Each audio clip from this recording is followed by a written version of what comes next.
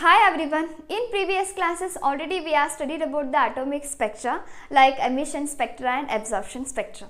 You know that these emission spectra and the dual character of an electromagnetic radiation leads to the Bohr's atomic model of an atom. How Bohr's got the helps from these 2 points and what he gives his idea about the structure of an atom. In today's class I wish to discuss about the postulates of Bohr's model of an atom. So Bohr's idea about the structure of an atom. So see here, the nucleus is there and electrons are revolve around the nucleus. Nucleus is there, electrons are revolve around the nucleus in a fixed circular path. Already you know that. The nucleus is at the center of the atom, nucleus is there. It is our nucleus. It is our nucleus.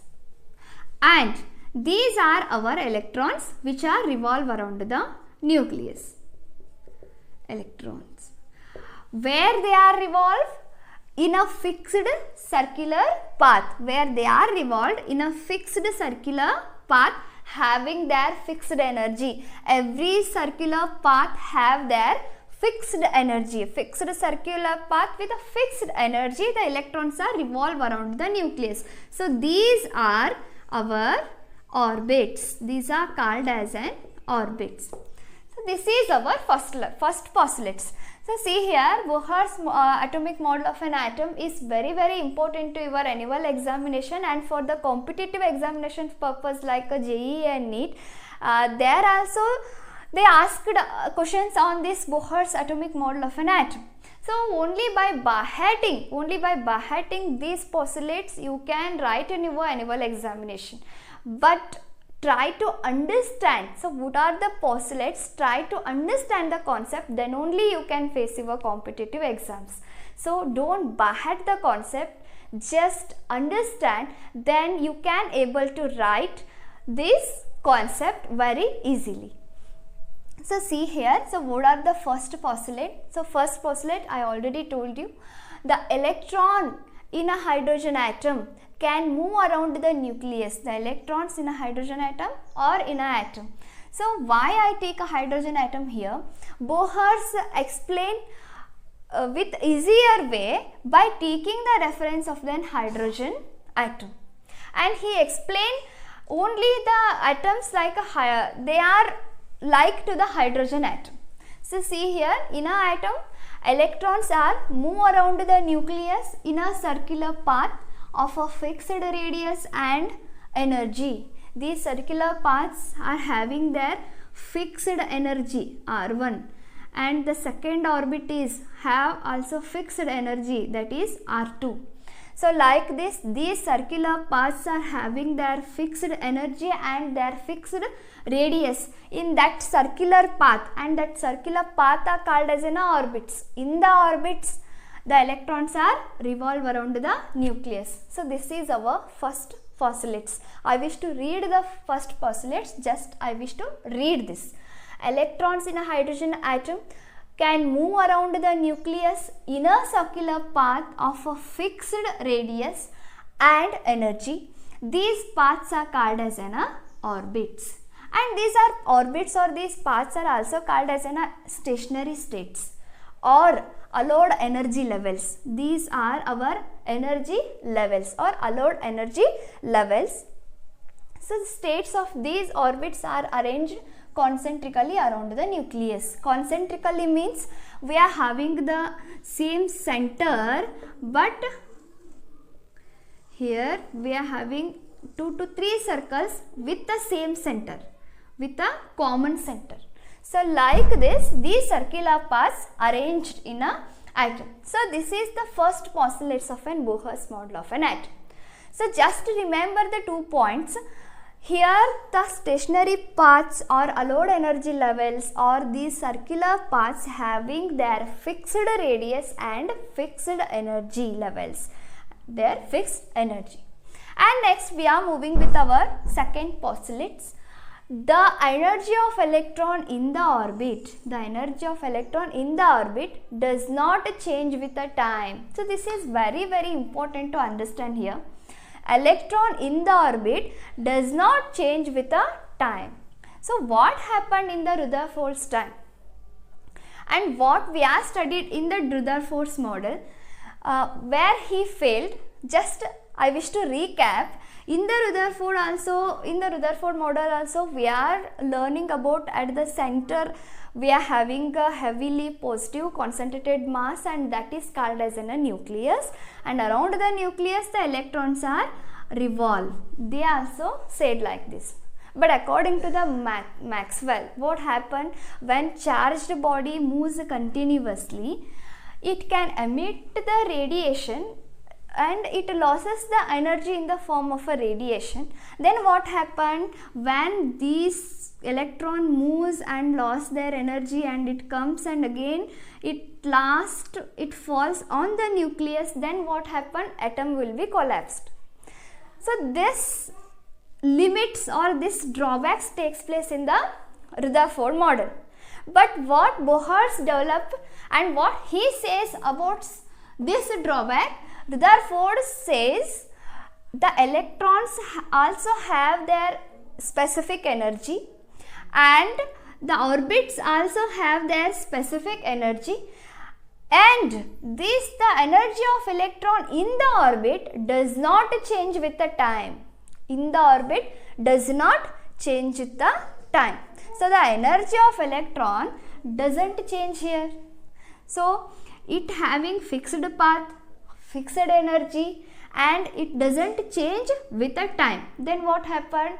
Electrons revolve around the nucleus without changing their energy level. There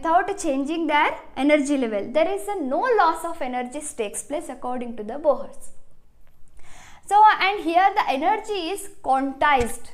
The electrons of an energy or the orbit's energy is quantized here. Already I told you the meaning of a quantized. There is a fixed value.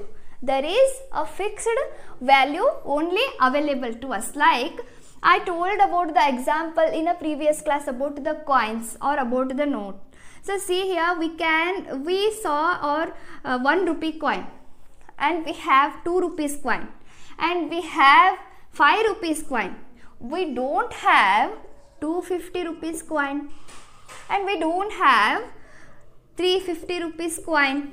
So these only available value, only allowed value are available. So 1 rupee coin, 2 rupee coin and 5 rupee coin. Money is quantized. The coin is quantized means only some values are available to us. So like this, the energy of electron also quantized, or energy of orbits also quantized here.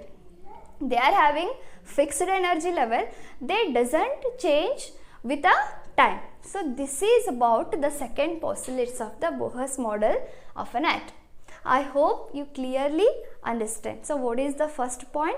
Only the electrons are revolve around the nucleus in a fixed circular path, and that circular path have their fixed radius and their fixed energy. So that fixed circular path are called as an orbits. And what is the second postulates? The energy of electron in the orbit doesn't change with the time. And how the radiation of an absorption and emissions takes place, and how we got a spectra, and how they are excited. So see in the next, he explained in the next postulates. Just I wish to explain that. These already I told you, every orbits have their fixed energy level. So these are our orbits. We can represent these orbits like N1, N2, N3. So see here, when we supply outside energy, so these are our electron. When we supply the energy from outside, then what happened? This electron takes extra energy. And and it will be jumps from lower energy to higher energy. N1 is I wish to give an example. Just consider this orbit having a x energy. These orbits have 2x energy, and the third orbit, N3 orbit, have 3x energy. This electron also having a certain energy that only fixed in the N1 orbit also, in a N1 orbit only. Just once again I wish to explain here. This electron have x energy. Just you remember and observe carefully. This electron have x energy. X energy electron only revolve in a N1 orbital. X energy of electron can't revolve in a second orbital, because the second orbits, only the electrons have a 2x energy. They only revolve in a second orbit. Where electrons having x energy only revolve in a first orbit. When we apply the energy from the outside to this electron, then what happened? This electron absorbed the outside energy, and then this electron's energy becomes 2x here. First, the electron having x energy.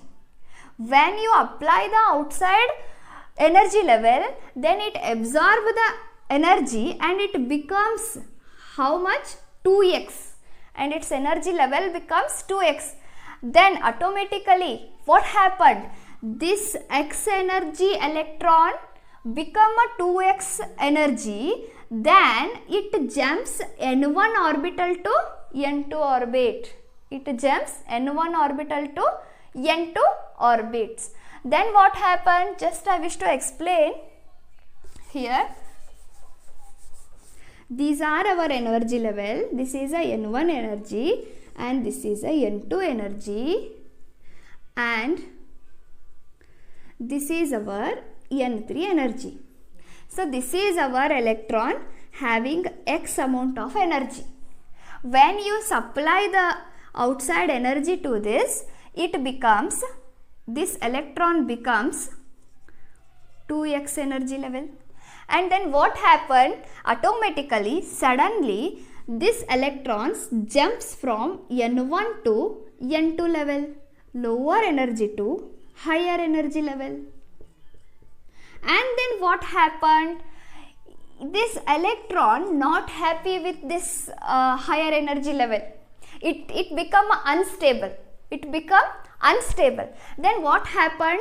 It tries to come its original position, its older position, or it try to come to lower position. Then what happened? It loses the energy in the form of radiation. Then again what happened? This electron comes back to its original position.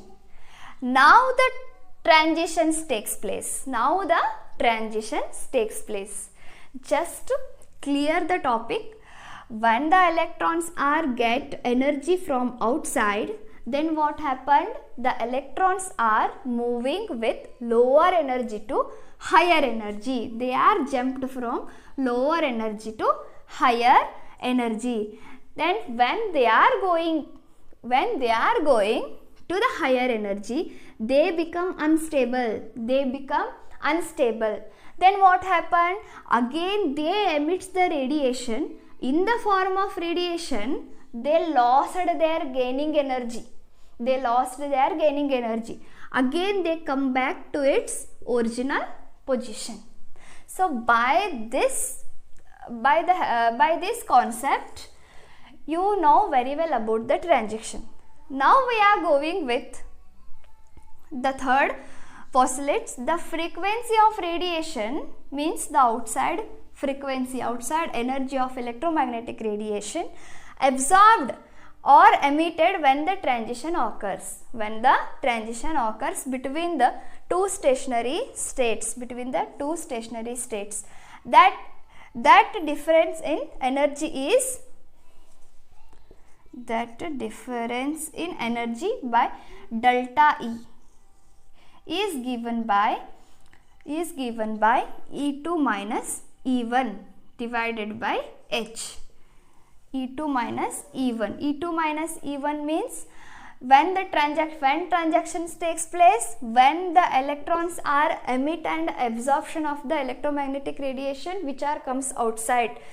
So then only the transactions takes place. When the transactions takes place in between the N2 energy level and in between the N1 energy level. Just you consider the N1 energy level having E1 energy and N2 having the E2 energy. When the difference between these energies, these energy, then only the transaction occurs.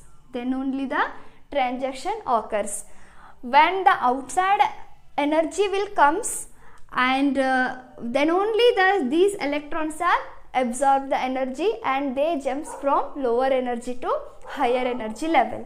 So we find that energy by using this equation delta E by H. Delta E means difference between the energy states of higher energy and difference between the energy of lower energy.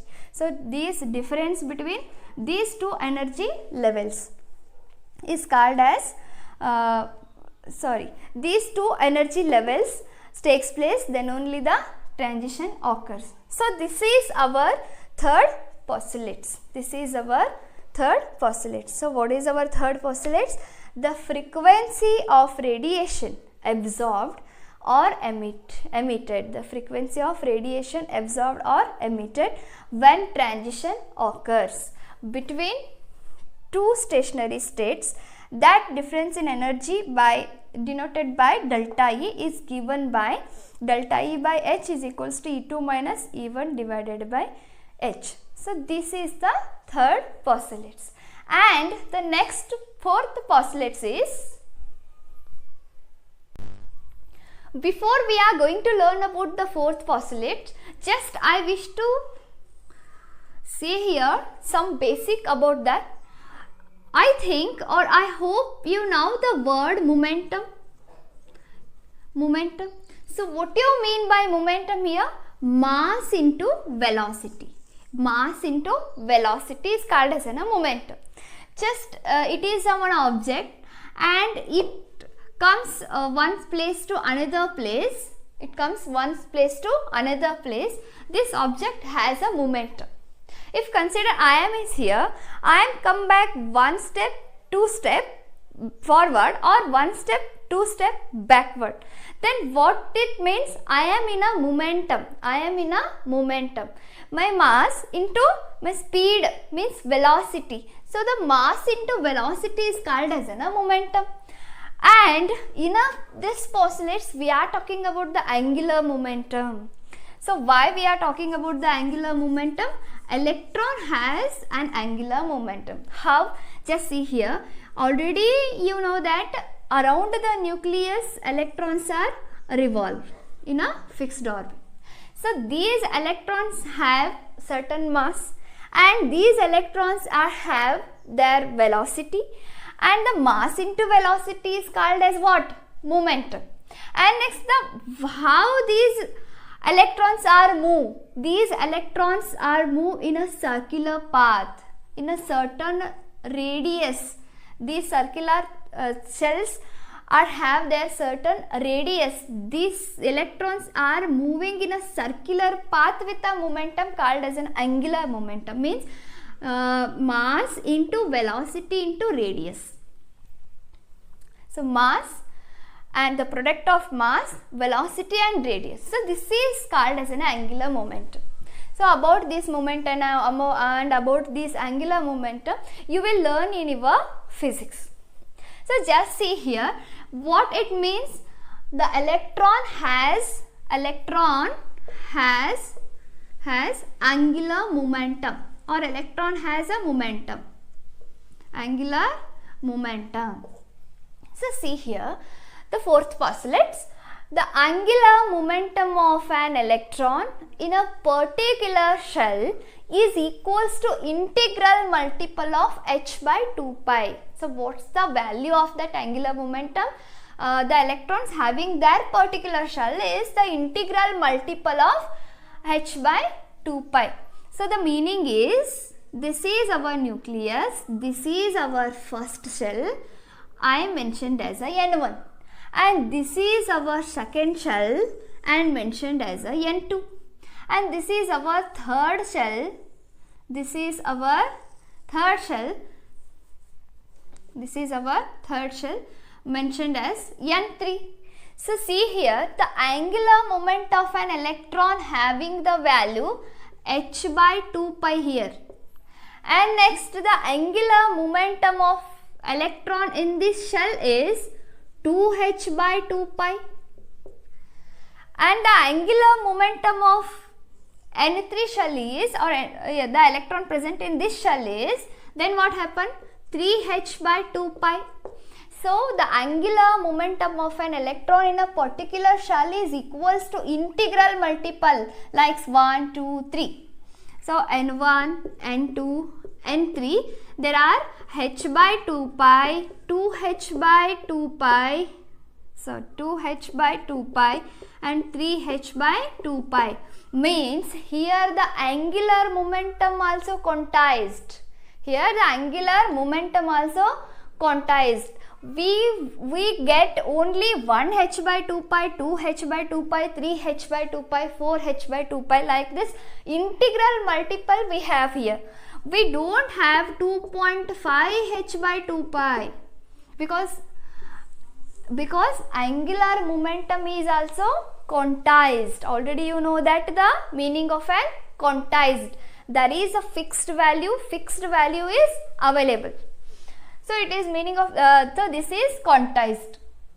What? Once again I wish to read here. Angular momentum of an electron in a particular shell is equals to integral multiple of h by 2 pi. So this is the meaning of a fourth postulates. I hope you got clear about this fourth postulates. So these are four postulates Bohr's given by us by his knowledge about the structure of an atom. So as well as with these postulates, Bohr also gives the formula for to find the radius of shell and to find the velocity of electron, to find the radius of shell and to find the velocity of electron and the total energy of an electron. So he gave formula to us. So the derivation of these formulas you learn in your higher classes.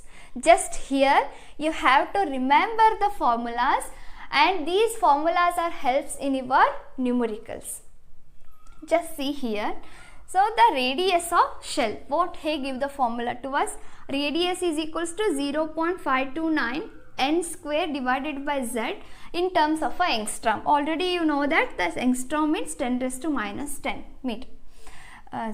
10 raised to minus 10. It is the meaning of an angstrom here.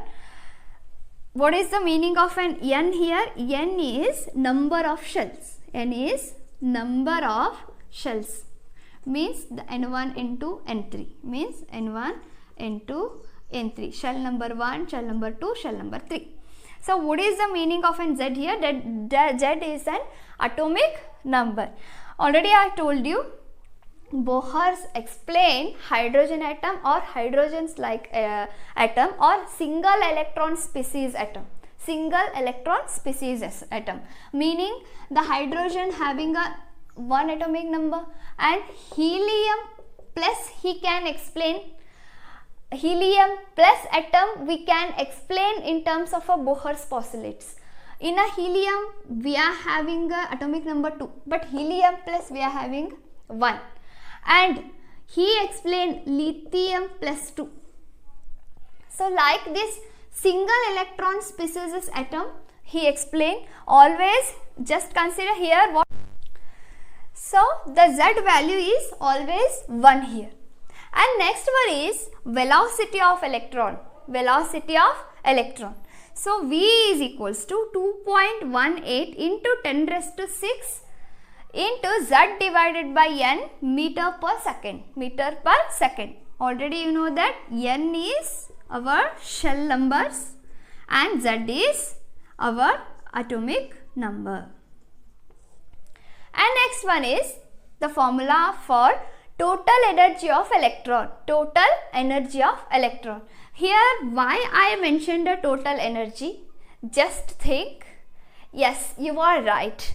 The total energy means the all objects having their all objects which are in a movement, which are moving, they are having their kinetic energy, means the moving energy, and next they are having their potential energy.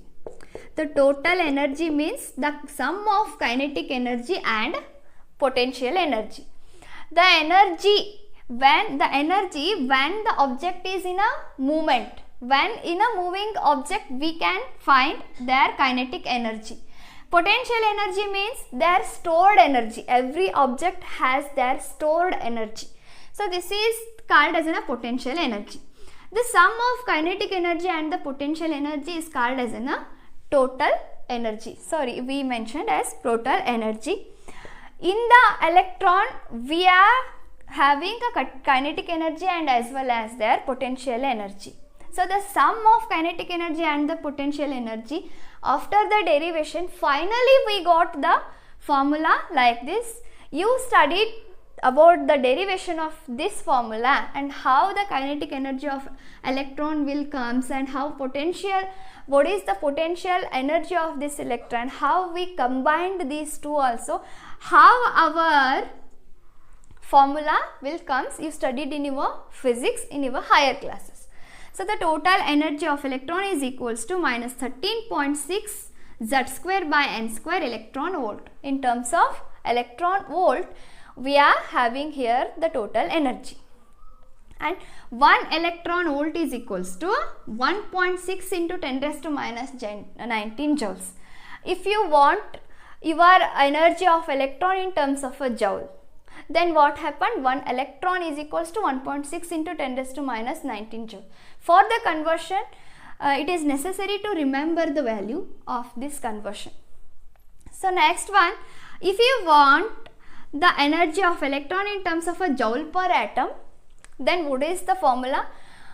Minus 21.8 into 10 raised to minus 19 Z square by N square. Again Z is a atomic number and N is our shell number. Joule per atom. Or if you want the energy of an electron in terms of kilojoule per mole, then minus 1312 into Z square divided by N square kilojoule per mole. So this is all about the total energy of electron formula. So these three formulas are very important to you in your numericals. Just note down it and remember it. And next here, another one thing point, I hope you observe that point. The total energy of an electron I mentioned in terms of a negative form. Why I mentioned the negative here? Why I mentioned negative here? What is the reason I mentioned negative in total energy of electron in these values? I wish to say here, consider this is a nucleus and it is our first shell having the value how much? Minus 13.6 electron volt. And this is our second shell. This is our second shell. Just wait, students.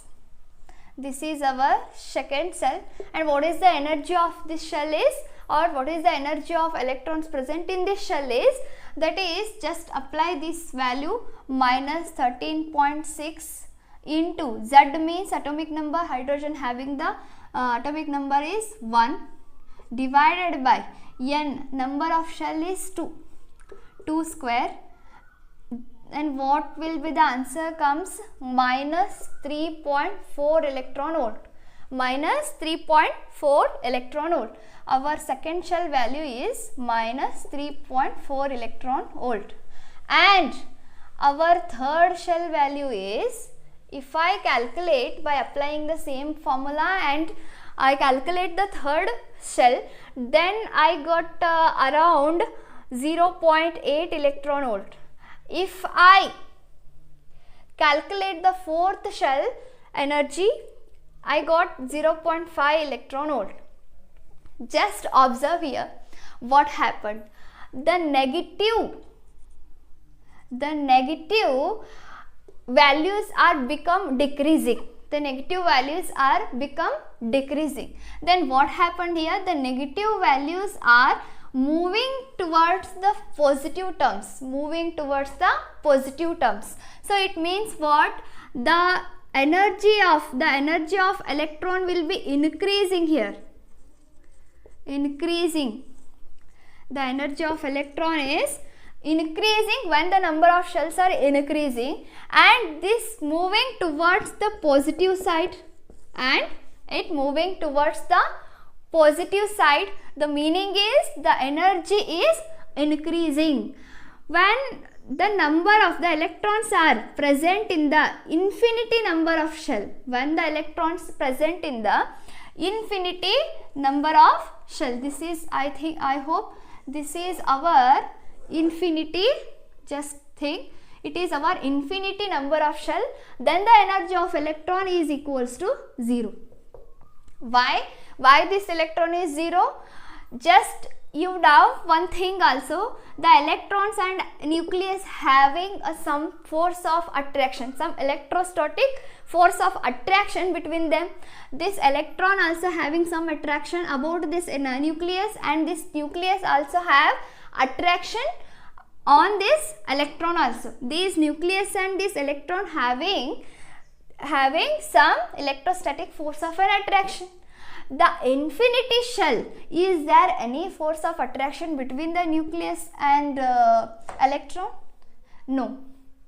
So the energy of electron in the infinity shell is equals to a 0. Just to say the meaning of the energy of electron is increasing when the number of shell is increasing. As the number of shell is increasing, the energy of an electron goes increasing. So by observing these values, the negative values are moving forward or moving towards the 0 and moving towards the positive side. So the meaning of an increase in energy, electrons are increasing their energies as the number of shell increases. So this is the meaning why we put the negative sign behind this value.